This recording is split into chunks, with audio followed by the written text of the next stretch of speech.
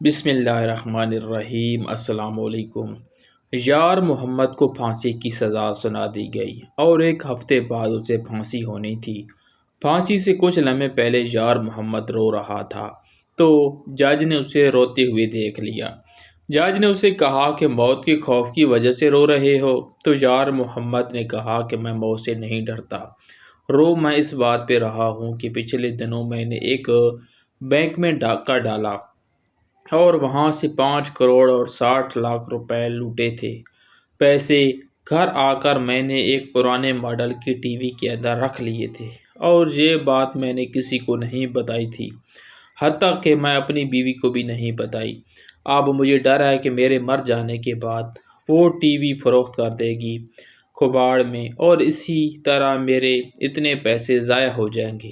یار محمد کو سولی پر لٹکا دیا گیا تو جج اس کے گھر گیا اور اس کی بیوی سے 10 لاکھ روپے میں وہ پرانا ٹی وی خرید لیا۔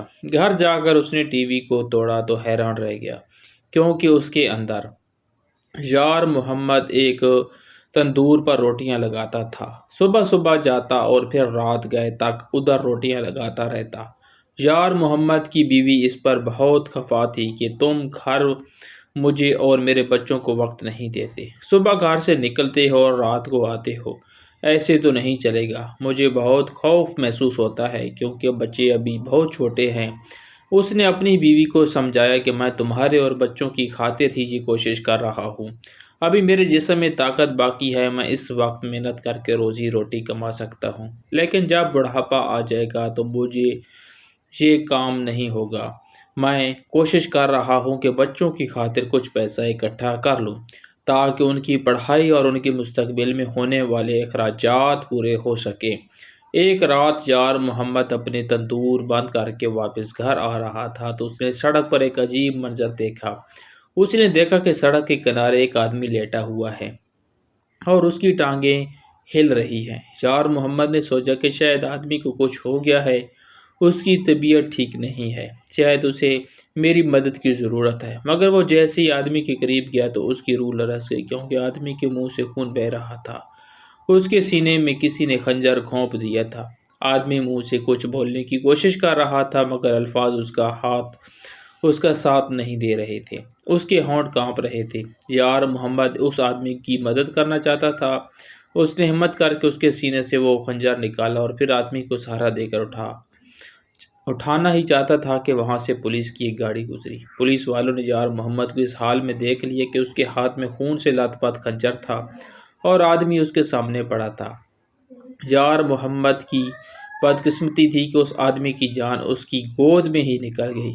پولیس گاڑی سے اتری اور فوراً یار محمد کو گرفتار کر لیا۔ یار محمد چیختا چلاتا رہا کہ میں تو اس شخص کی مدد کر رہا تھا، لیکن انہوں نے اس کی کوئی بات نہ سنی اور اسے پکڑتے ہوئے گاڑی میں ڈالا اور سیدھا جیل لے گئے۔ لاش ورثاء کے حوالے کر دی گئی اور یار محمد کو 302 کے کیس میں جیل میں ڈال دیا گیا۔ یار محمد کی بیوی تک جب یہ خبر پہنچی تو اس کے شوہر کے ہاتھوں ایک قتل ہوا ہے تو اس کے پیروں تلے سے زمین نکل گئی۔ وہ خوف سے کانپنے لگی، اپنا سر پیٹنے لگی۔ اسے خود سے زیادہ اپنے چھوٹے چھوٹے بچوں کی فکر لاحق تھی کہ ان کا کیا بنے گا۔ اس کی بیوی اپنے شوہر سے ملاقات کے لیے آئی تو یار محمد نے رونا شروع کر دیا۔ اس نے بیوی کو اس بات کا یقین دلایا کہ تجھے تو پتہ ہے کہ میں نے زندگی میں کبھی کسی سے جھگڑا تک نہیں کیا۔ وہ آدمی زخمی حالت میں ویران سڑک پر پڑا تھا، میں نے اس شخص کی مدد کرنا چاہی مگر الٹا مجھے اس کا قاتل سمجھ کر ہی ان لوگوں نے پکڑ لیا۔ مجھے سمجھ نہیں آ رہی کہ میں اپنے بے گناہی کا ثبوت کیسے دوں۔ وہ آدمی بھی اس دنیا سے چلا گیا جو میری بے گناہی کا وحید ثبوت تھا۔ بیوی نے اسے تسلی دی اور کہا کہ تم فکر مت کرو، میں ایک وکیل صاحب کو جانتی ہوں، وہ بہت اچھے انسان ہیں، وہ ہماری ضرور مدد کریں گے اور تمہارا کیس لڑیں گے۔ یار محمد کی بیوی ایک وکیل صاحب کے پاس گئی۔ وکیل صاحب نے اس کی پوری کہانی سنی اور اس بات کا یقین دلایا کہ میں نے تمہارے شوہر کا کیس لڑوں گا مفت بنا کسی معاوضے کے۔ کچھ عرصہ بعد یار محمد کی عدالت میں پیشی ہوئی۔ جج صاحب نے وکیل کے دلائل سنے۔ وکیل صاحب نے جج کو قائل کرنے کی کوشش کی اور اسے ساری حقیقت بتائی مگر بدقسمتی سے تمام ثبوت یار محمد کے خلاف ہی جا رہے تھے۔ جج نے اپنا فیصلہ یار محمد کے خلاف محفوظ کر لیا۔ یار محمد کی پھانسی کی تاریخ طے کر دی گئی۔ اب یار محمد کو اس بات کا یقین ہو چکا تھا کہ وہ اب نہیں بچ سکتا۔ اس کے گنے چنے زندگی کے باقی دن بھر چکے رہے۔ آدھی رات کو جج صاحب اپنے گرم گرم بستر میں اپنے گھر میں سو رہے تھے کہ گھر کے ملازم نے ان کے دروازے پر دستک دی۔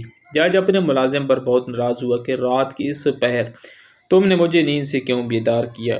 ملازم نے اسے کہا کہ جناب آپ مجھ پر خفا مت ہوں، گھر کے چوکیدار نے مجھے بتایا کہ کوئی عورت دروازے کے باہر بیٹھی ہے۔ چوکیدار نے اسے بھگانے کی بہت کوشش کی مگر اس نے کہا کہ میں جج صاحب سے ملے بغیر واپس نہیں جاؤں گی۔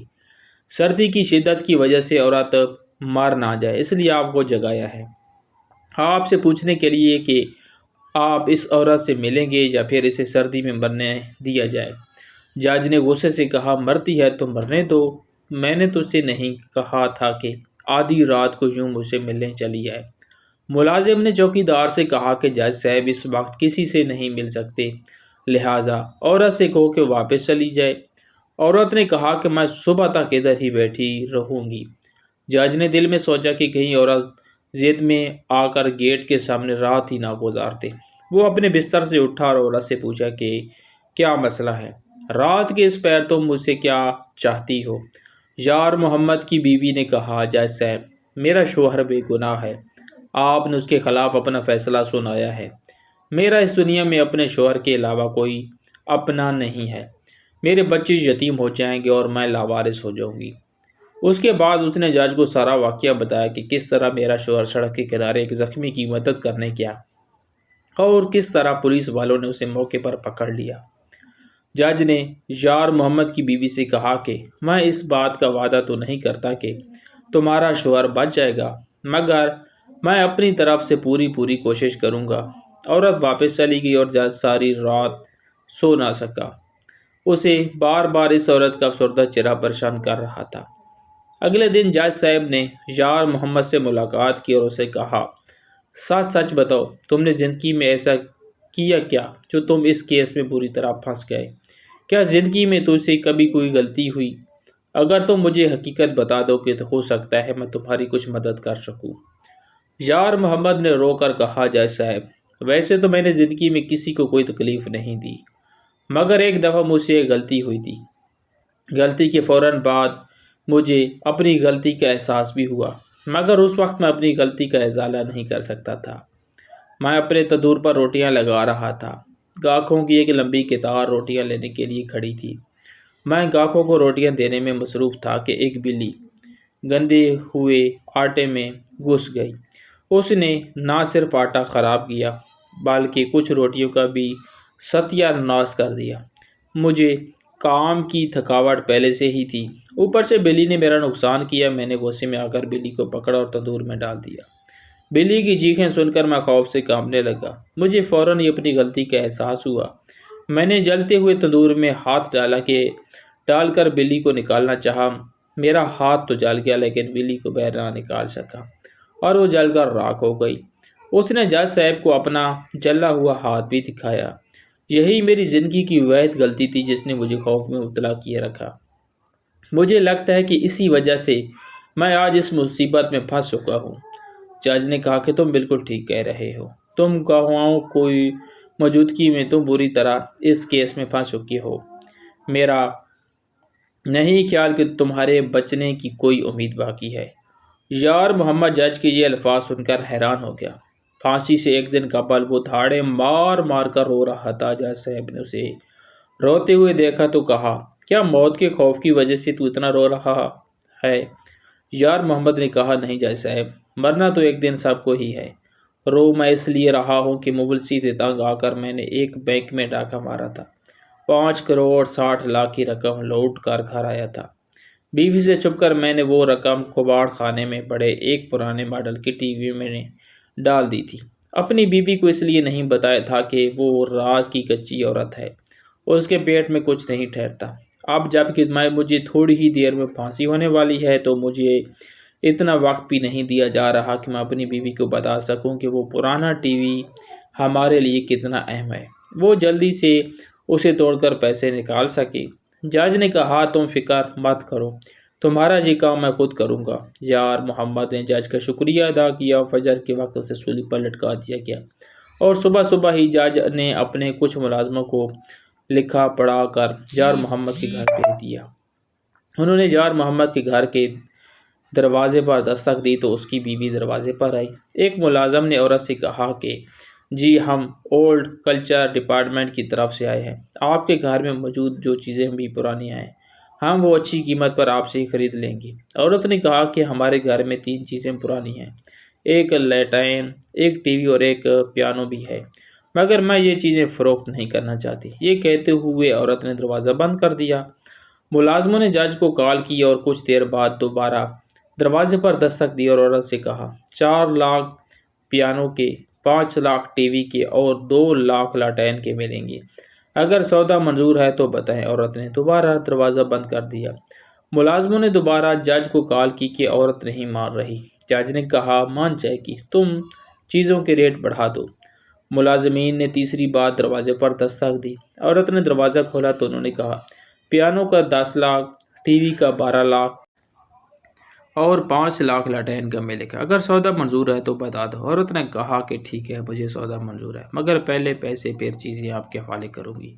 ملازموں نے عورت کو 27 لاکھ ادا کر کے اسے پیانو، لاٹین اور ٹی وی لے کر آئے اور جج کے حوالے کیا۔ جج نے لاٹین اور پیانو ملازموں کی دی اور ٹی وی لے کر بند کمرے میں اسے توڑنا شروع کیا، مگر اس کی حیرت کی انتہا نہ رہی جب اس نے دیکھا کہ ٹی وی کی اسکرین کے پیچھے 2 مرے ہوئے چوہے پڑے تھے۔